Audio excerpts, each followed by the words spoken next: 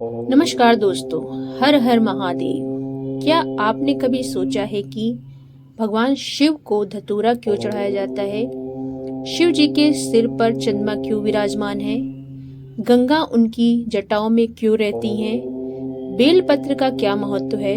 और शिव जी गले में सर्प क्यों धारण करते हैं? आज हम शिव पुराण और अन्य पौराणिक कथाओं के आधार पर इन सभी रहस्यों को सरल हिंदी में समझेंगे। पहला है भगवान शिव और धतूरे का महत्व। समुद्र मंथन के समय जब विष हलाहल निकला तब पूरे संसार में हाहाकार मच गया। देवता और दानव दोनों उस विष को संभाल नहीं पाए। तब भगवान शिव ने संसार की रक्षा के लिए वह विष स्वयं पी लिया। विष के प्रभाव को शांत करने के लिए देवताओं ने शिव जी को शीतल पदार्थ अर्पित किए। धतूरा भी उन्हीं में से एक माना गया, इसीलिए धतूरा शिव जी को प्रिय माना जाता है। इसीलिए धतूरा शिव जी को प्रिय माना जाता है। संदेश: धतूरा हमें सिखाता है कि जीवन के विष यानी दुख, क्रोध और नकारात्मक को भी भगवान शिव की कृपा से अमृत में बदला जा सकता है। शिव जी के मस्तक पर चंद्रमा क्यों? एक बार चंद्रदेव ने अपने ससुर दक्ष प्रजापति की पुत्रियों में केवल रोहिणी को अधिक प्रेम दिया। इससे क्रोधित होकर दक्ष ने चंद्रमा को क्षय रोग का श्राप दे दिया। चंद्रदेव ने भगवान शिव की कठोर तपस्या की। शिव जी प्रसन्न हुए और उन्हें अपने मस्तक पर स्थान दिया। इसी कारण चंद्रमा घटता है और बढ़ता है।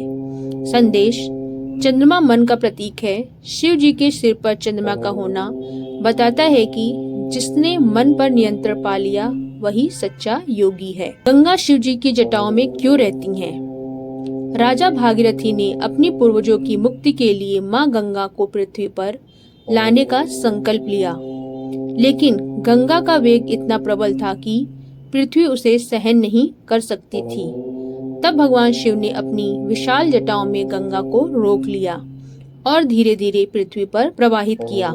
संदेश: गंगा ज्ञान और पवित्रता का प्रतीक है। शिव जी हमें सिखाते हैं कि शक्ति चाहे कितनी भी बड़ी क्यों न हो, उसे संयम और संतुलन में रखना आवश्यक है।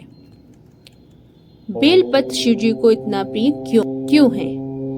शिव पुराण में बेलपत्र को अत्यंत पवित्र बताया गया है। बेलपत्र की 3 पत्तियां ब्रह्मा, विष्णु और महेश का प्रतीक मानी जाती हैं। कुछ विद्वान इसे सत्व, रज और तम गुणों का भी प्रतीक मानते हैं।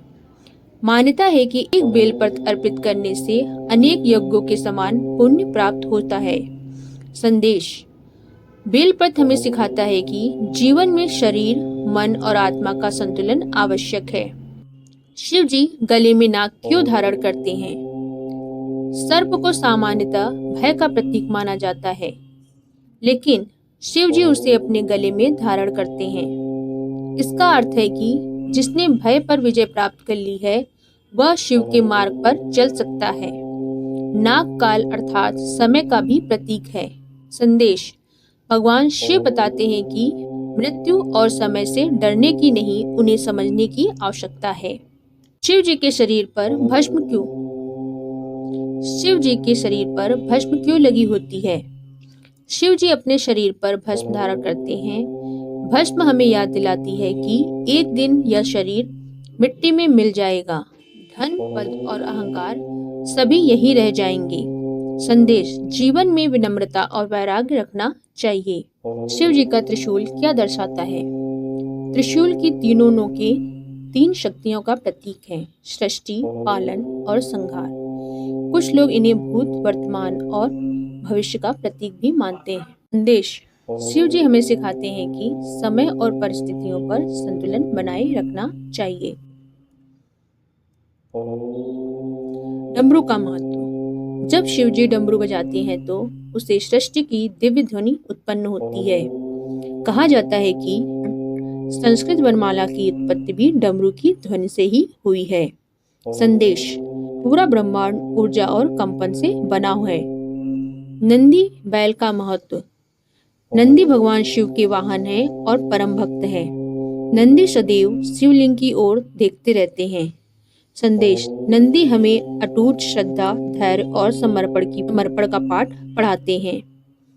निष्कर्ष क्या है? मित्रों, भगवान शिव की हर वस्तु के पीछे गहरा आध्यात्मिक संदेश छिपा है।